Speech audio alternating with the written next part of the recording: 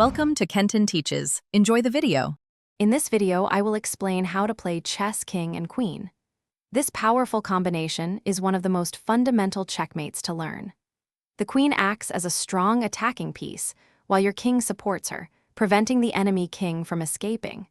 We'll focus on a systematic approach to ensure a quick and efficient checkmate, typically within 10 to 15 moves from a central position. The first step is to use your queen to create a shrinking box around the opponent's king. Imagine drawing a rectangle on the board. Your queen's moves should make this rectangle smaller with each turn. Keep your queen one knight's move away from the enemy king to avoid stalemate. Your king should follow behind, supporting the queen and blocking any potential escape squares. As you shrink the box, the enemy king will be pushed towards one of the four edges of the board. Your king's role is crucial here.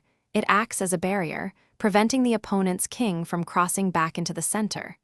Coordinate your king and queen, moving them in tandem. For example, if the enemy king moves to the left, your queen should also move to restrict that side.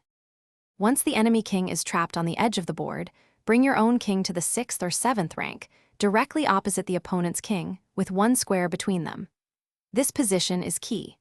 Now, your queen can deliver the final checkmate by moving to the 8th rank, or the 1st rank if on the other side, along the same file as the enemy king. Remember to check the description for a link to a great smart speaker and other deals. Thanks for watching. Please subscribe if this video was helpful.